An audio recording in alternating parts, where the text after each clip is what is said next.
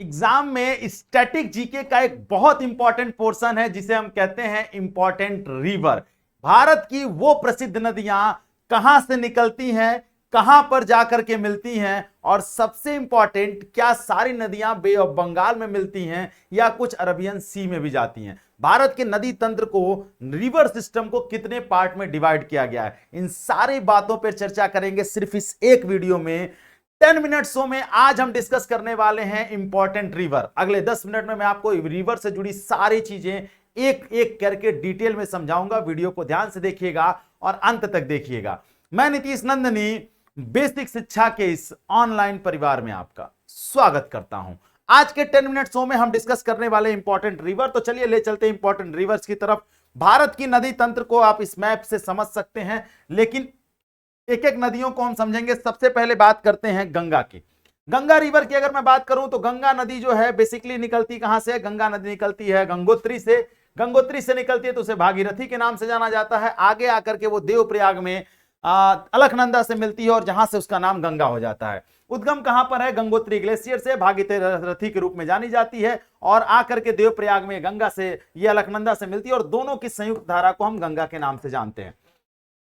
Total लंबाई कितनी है? 2525 किलोमीटर बहती है और जाकर के कहां पर गिरती है? बंगाल की खाड़ी में गिरती है। बंगाल की खाड़ी में गिरने से पहले ये बांग्लादेश में पहुंचती है और बांग्लादेश में इसका एक नाम बन जाता है, जहां हम इसको पद्मा के नाम से जानते हैं। कहां पर? बांग्लादेश में।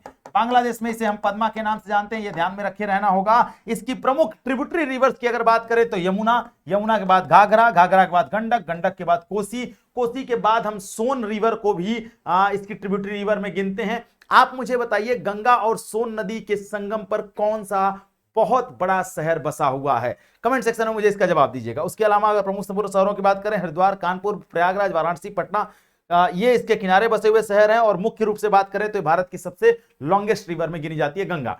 गंगा की जब हम बात करते हैं तो गंगा के बाद जो दूसरी रिवर देखेंगे वो देखेंगे हम ब्रह्मपुत्रा। ब्रह्मपुत्रा की अगर बात करें तो ब्रह्मपुत्रा जो है तिब्बत के मानसरोवर लेक से निकलती है।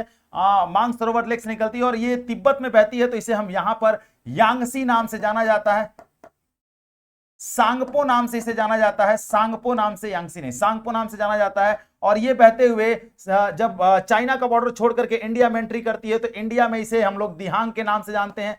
किस नाम से जानते हैं? दिहांग के नाम से। और यही नदी आगे बहते हुए जब असम पहुंचती है तो असम में इसका नाम हो जाता है ब्रह्मपुत्रा। असम में इसका नाम ब्रह्मपुत्रा हो जाता है और ये बहते हुए जाती है बांग्लादेश में। बांग्लादेश में इसका नाम हो जाता है जमुना और आगे जाकर ये पद्मा से मिल जाती है और फिर ये बे ऑफ बंगाल में गिर जाती है। उद्गम तिब्बत के यांगसी ग्लेशियर से है। लंबाई इसकी 2900 किलोमीटर के आसपास है। भारत में अरुणाचल प्रदेश में प्रवेश करती है, उसके बाद असम पहुंचती है और असम के बाद फिर ये आगे बांग्लादेश में एंट्री कर जाती है। कहां पर मिलती है? तो ये गंगा से बांग्लादेश में मिलती है। बांग्लादेश में गंगा को हम पद्मा के नाम से जानते हैं। जब वो वहां मिलती है वहां उसे जमुना के नाम से जानते हैं। दोनों मिलकर आगे बढ़ जाती हैं। विशेषता क्या है? ये सबसे अधिक जल वहन करने वाली नदी है इंडिया की और बाढ़ के लिए भी प्रसिद्ध है। आप मुझे बताइए कि ब्रह्मपुत्रा नदी पर दुनिया का सबसे बड़ा नदी द्वीप है, उसका नाम क्या है? मुझे कमेंट सेक्शन में ये भी बताइएगा। अगली रिवर की तरफ चलते हैं। अगली रिवर है सिंधु नदी। सिंधु नदी भी तिब्बत के मानसरोवर लेक से निकलती है और इस तरह से बहते हुए ये मैप में आप देख सकते हैं आकर सीधे अरबियन सी में गिर जाती है। यहां पर एक जगह है पाकिस्तान में जिसका नाम है मीठन कोट। मीठन कोट में उससे 5 नदियां और मिलती हैं और इन सभी नदियों के मिलने से वहां पंचनद का निर्माण होता है और 5 नदियों के बहने के कारण इस हिस्से को हम पंजाब के नाम से जानते हैं। इसका तिब्बत के मानसरोवर लेक से निकलती है। लंबाई 3180 किलोमीटर है। भारत में यह लद्दाख के हिस्से में बहती है। कहां पर मिलती है? तो यह अरबियन सी में मिल जाती है। इसकी प्रमुख सहायक नदियों में 5 नदियां झेलम, चिनाब, रावी, ब्यास और सतलज आती हैं। सतलज भी एक इंपॉर्टेंट नदी है जो कि तिब्बत के मानसरोवर लेक से ही निकलती है। तो तिब्बत के मानसरोवर लेक से 3 नदियां निकलती हैं। एसएसबी से पढ़ सकते हैं, सिंधु, सतलज और ब्रह्मपुत्रा। इन तीनों का नाम याद रखिएगा, क्वेश्चन एग्जाम में यहां से पूछा जाता है। देन उसके बाद हम पहुंचते हैं यमुना। यमुना गंगा की सबसे बड़ी ट्रिब्यूटरी रिवर में गिनी जाती है। यमुना निकलती है यमुनोत्री ग्लेशियर से। यमुनोत्री ग्लेशियर से निकलते हुए गंगा के पैरेलल बहते हुए आ करके सीधे मिल जाती है प्रयागराज में गंगा से। ठीक है, यमुनोत्री से निकलती है, 1376 किलोमीटर बहती है। कहां पर मिलती है? प्रयागराज में गंगा से मिल जाती है। इसके किनारे बसे हुए शहरों की अगर बात करें तो दिल्ली, मथुरा और आगरा प्रमुख सिटी हैं जो इसके किनारे बसे हुए। इसकी विशेषता, यह गंगा की सबसे बड़ी ट्रिब्यूटरी रिवर में गिनी जाती है यमुना। यमुना के बाद अगली रिवर देखेंगे तो हम बात करते हैं नर्मदा। नर्मदा बहुत इंपॉर्टेंट रिवर है और नर्मदा की अगर बात करें तो नर्मदा अमरकंटक की पहाड़ी से निकलती है और ऐसे निकलते हुए भ्रंश घाटी से बहते हुए सीधे आके अरबियन सी में गिर जाती है। भ्रंश घाटी मतलब ये दो पहाड़ है यहां पर, एक अरावली और एक विंध्याचल, ऊपर अरावली नीचे विंध्याचल, और उसके बीच से निकल करके बहते हुए नदी जाती है जिसका नाम है क्या कहते हैं कि नर्मदा। नर्मदा नदी पर एक बहुत बड़ा वाटरफॉल है, आप मुझे कमेंट सेक्शन में उसका नाम बता दीजिएगा वाटरफॉल का, ठीक है। इसकी लंबाई टोटल 1213 किलोमीटर है, अरब सागर में जाकर पश्चिम की ओर से मिल जाती है। पूर्व से निकल करके पश्चिम में यानी ईस्ट से निकलकर वेस्ट में गिरने वाली एक प्रमुख नदी है नर्मदा, ठीक है। उसके बाद हम आगे बढ़ेंगे तो रिफ्ट वैली से बहती है, जैसा कि मैंने बताया ये डेल्टा का निर्माण नहीं करती है, एस्चुरी बनाती है, ये इसकी खासियत है किसकी, नर्मदा की। नर्मदा से जब हम आगे बढ़ते हैं तो अगली रिवर है गोदावरी। गोदावरी त्र्यंबकेश्वर की पहाड़ी से निकलती है नासिक से और बहते हुए सीधे आके अरबियन बे ऑफ बंगाल में गिर जाती है। त्र्यंबकेश्वर महाराष्ट्र से निकलती है ये और इसकी लंबाई 1465 किलोमीटर है, साउथ की गंगा कहा जाता है इसको, और बे ऑफ बंगाल में ये जाकर के मिल जाती है। इसकी प्रसिद्धता यह है कि भारत की सबसे लंबी प्रायद्वीपीय नदी या लॉन्गेस्ट पेनिनसुलर रिवर के रूप में इसे जाना जाता है। इसका उपनाम दक्षिण की गंगा के नाम से भी जानते हैं, सबसे लॉन्गेस्ट रिवर है ये साउथ इंडिया की।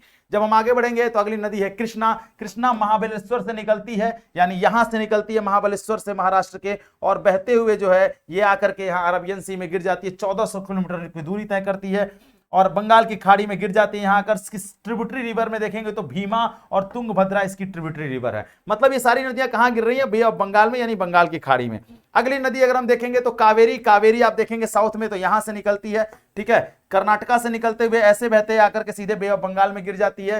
ये तलन कावेरी कर्नाटका से निकलती है, 800 किलोमीटर की दूरी तय करती है, कर्नाटका तमिलनाडु से बहते हुए ये आके बे ऑफ बंगाल में गिर जाती है। इसकी मुख्य विशेषता ये जल विवाद के लिए प्रसिद्ध है। आप मुझे बताइए कावेरी नदी को लेकर के किन दो राज्यों के बीच में जल विवाद है, जल को लेकर के झगड़ा होता है किन दो राज्यों के बीच में। अगली नदी है महानदी। महानदी निकलती है यहां से और बहते हुए महानदी आके सीधे बे ऑफ बंगाल में गिर जाती है। महानदी सिहवा पर्वत छत्तीसगढ़ से निकलती है, 851 किलोमीटर की दूरी तय करती है, छत्तीसगढ़ उड़ीसा होते हुए ये जाकर के बे ऑफ बंगाल में मिल जाती है। इसकी विशेषता यह है कि इस पर हीराकुंड बांध स्थित है, जो दुनिया का सबसे लंबा मिट्टी से बंधा हुआ बांध है। हीराकुंड डैम है इसी नदी पर उड़ीसा में, जो दुनिया का सबसे बड़ा बांध है हीराकुंड डैम।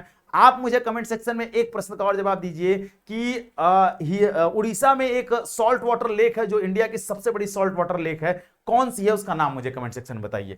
आगे बढ़ेंगे तो बात करते हैं हम ताप्ती की। ताप्ती भी जो है वो यहां से निकलती है और अरबियन सी में आकर के गिर जाती है। सतपुड़ा पर्वत एमपी से निकल करके ये कहां पर जाती है, अरब सागर में पश्चिम की ओर गिरती है, यानी ईस्ट से निकल करके और वेस्ट में गिरती है। अभी मैंने पहले ही बताया नर्मदा भी ईस्ट से निकलकर वेस्ट में जाती है। इसकी विशेषता ये नर्मदा के समानांतर बहती है, पैरेलल, नर्मदा और ताप्ती दोनों पैरेलल बहते हैं, ठीक है, और जाकर के कहां गिरती है, अरबियन सी में। अगली नदी क्या है, अगली नदी है साबरमती। साबरमती की बात करेंगे तो वो यहां से निकलती है और आकर के सीधे अरबियन सी में गिर जाती है। राजस्थान से निकल करके अरावली पहाड़ी से निकलती है राजस्थान से, राजस्थान गुजरात होते हुए ये जाकर के कहां गिरती है, ये गिरती है आपका अरबियन सी में। साबरमती नदी के किनारे ही बसा हुआ शहर है अहमदाबाद, ठीक है। ये कहां पर मिलती है, अरब सागर में, खंभात की खाड़ी में। प्रमुख शहर अहमदाबाद है। विशेषता यह है कि महात्मा गांधी इसी साबरमती नदी के किनारे जो है महात्मा गांधी का आश्रम था, ठीक है, ये याद रखिएगा। आगे बढ़ेंगे तो बात करते हैं लूनी की। लूनी भी जो है यहां से निकलती है और यहां पर आकर के गुजरात में जो है मिल जाती है। अरावली राजस्थान से निकलती है और थार के मरुस्थल में जाकर के मिल जाती है। लूनी एकमात्र ऐसी नदी है जो किसी समुद्र में नहीं मिलती है, वो जमीन से निकलती है और जमीन पर ही समाप्त हो जाती है, कच्छ के रण में जाकर के समाप्त हो जाती है। कच्छ के रण को हम सफेद रेगिस्तान भी कहते हैं। और एक चीज और याद रखना है, कच्छ के रण में जंगली गधे पाए जाते हैं, ठीक है। विशेषता यह है कि यह एक खारे पानी की एक नदी है और इसकी विशेषता यह है कि ये जमीन से निकलती है, अरावली राजस्थान से निकलती है, अरावली हिल्स से, और गुजरात के कच्छ की खाड़ी में आकर के समाप्त हो जाती है। इसके अलावा मैं बात करेंगे तो पेरियार नदी जो है आप देखेंगे यहां पर निकलती है और इस तरह यहां से निकलती है, ठीक है, यहां से निकलती है पेरियार नदी और इस तरह मिल जाती है। कह रहे हैं पश्चिमी घाट केरल पे ये राजस्थान ये उद्गम होती है और केरल राज्य में ही बहते हुए ये केरल की सबसे लंबी नदी है और इस पर प्रसिद्ध इदुक्की डैम जो है पेरियार नदी पर है। आपको एक चीज और बता देते हैं, पेरियार शब्द कभी भी आए और कहीं पर भी आए, पेरियार नेशनल पार्क आए, पेरियार नदी आए, पेरियार कहते हैं वाटरफॉल आए, कुछ भी आए, आप पेरियार के लिए सिर्फ और सिर्फ केरल मार दीजिएगा, कभी भी ऑप्शन में आए तो केरल ही हमेशा याद रखिएगा। इसके बाद हम आगे बढ़ते हैं तो ब्रह्माणी नदी की हम बात करेंगे। तो ब्रह्माणी नदी यहां पर है। ये क्या है? ये ब्रह्माणी नदी जो है ये शंख दक्षिणी कोयल का संगम मिलाती है और ये जो है झारखंड और उड़ीसा होते हुए बहती है और बंगाल की खाड़ी में जाकर के मिल जाती है। शंखनुमा ये बहती है नदी, ठीक है। उसके बाद बात करते हैं पेन्नार की। पेन्नार नदी जो है वो यहां बहती है। इसका उद्गम नंदी पहाड़ी कर्नाटका से होता है और ये कर्नाटक आंध्र प्रदेश होते हुए बहती है और आकर के लास्ट में बे ऑफ बंगाल में जो है पेन्नार नदी मिल जाती है। अब यहां पर एक चीज मैं और आप लोगों को बता दूं, 3-4 नदियों के नाम याद रखिएगा। एक याद रखिएगा नर्मदा, एक याद रखिएगा ताप्ती, एक याद रखिएगा साबरमती और एक और नदी का नाम याद रखिएगा माही, ठीक है। तो मैं बार बार बता देता हूं, साबरमती, माही, उसके बाद नर्मदा और उसके बाद ताप्ती। ये चारों नदियां जो हैं, ये चारों नदियां अरब सागर में गिरती हैं। कहां गिरती हैं? अरब सागर में। बाकी इंडिया की सारी नदियां जो हैं वो बे ऑफ बंगाल में गिरती हैं, सिर्फ इन चारों नदियों के अलावा, ठीक है। तो ये हमेशा याद रखिएगा, क्वेश्चन अक्सर पूछा जाता है। जो नदियां बे ऑफ बंगाल में गिरती हैं वो डेल्टा का निर्माण करती हैं, जो बे ऑफ बंगाल में नहीं गिरती, अरबियन सी में गिरती हैं, वो डेल्टा का निर्माण नहीं करती हैं। ये बहुत सारे इंपॉर्टेंट क्वेश्चंस हैं जो आपके एग्जाम में पूछे जा सकते हैं। अब यहां पर मैं लास्ट में जाते जाते आपको बता दूं, गंगा नदी पर बना हुआ एक डैम है जिसका नाम है टिहरी डैम उत्तराखंड में। नर्मदा नदी पर एक डैम है जिसका नाम है सरदार सरोवर डैम गुजरात में। महानदी पर एक डैम है जिसका नाम है हीराकुंड डैम उड़ीसा में। कृष्णा नदी पर एक डैम है जिसका नाम है नागा अर्जुन सागर डैम तेलंगाना आंध्र प्रदेश में। और सतलज नदी पर एक डैम है जिसका नाम है भाखड़ा नांगल डैम। ये मोस्ट इंपॉर्टेंट चीजें थी जो मैंने आपको बताई और नदियों से जुड़ी हुई जो जितने भी इंपॉर्टेंट क्वेश्चन आपके एग्जाम में पूछ सकते थे वो मैंने इस 10 मिनट में आपको समझा दिया। जितने क्वेश्चन पूछे उसका जवाब दे देना, वीडियो को सेव करके रख लेना, चैनल को सब्सक्राइब करना और हाँ शेयर करना ना भूलना। लाइक तो आप करेंगे ही करेंगे क्योंकि ये बहुत ही इंपॉर्टेंट वीडियो है। मिलते हैं नेक्स्ट वीडियो में। अगला वीडियो किस पर चाहिए कमेंट सेक्शन में जरूर बताना। तब तक अपना ख्याल रखिए। Thank you so much. जय हिंद।